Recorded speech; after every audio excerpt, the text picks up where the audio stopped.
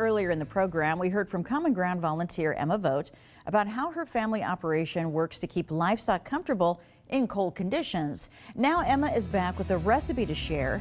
Here's her take on how to make a tater tot casserole that will be pleasing for the whole family. Well, if you're like me, you love casseroles. They're perfect for a cold winter evening. And joining me now with more on this is Emma Vogt. Emma, what do you have for us today? I have a tater tot casserole. It's pretty simple to make, and as long as I add the right vegetables, all of my kids will eat it. So that's a home run in my book.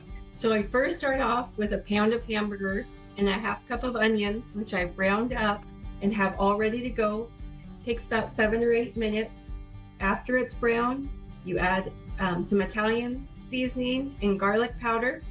Sprinkle that in, some Worcestershire sauce, and then you let that sit and mix in there on medium heat for about a minute.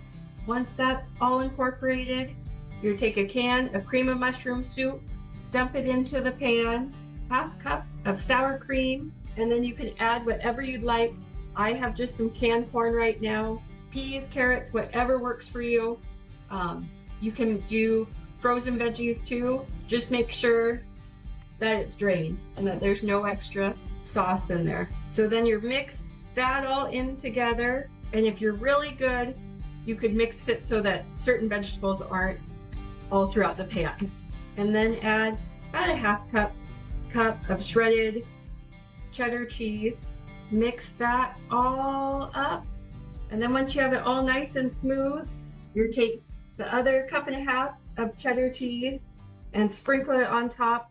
I have a cast iron pan, and that's one of my favorite things about this recipe is I can brown the meat, do everything on it, and put it in the oven.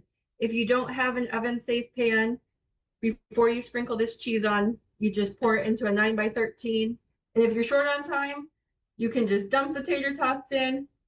But once that's done, I'll just put it in the oven for 45 minutes at 375 degrees. Where did you get this recipe? Is this something passed down from others? Nope, it's just one that I found on Pinterest. This is just it. We all grew up with a good tater tot casserole dish, and this was an easy one that we have. Love it. Okay. Thank you, Emma, for showing us that. We'll look forward to trying it. Thank you very much. Thanks, John.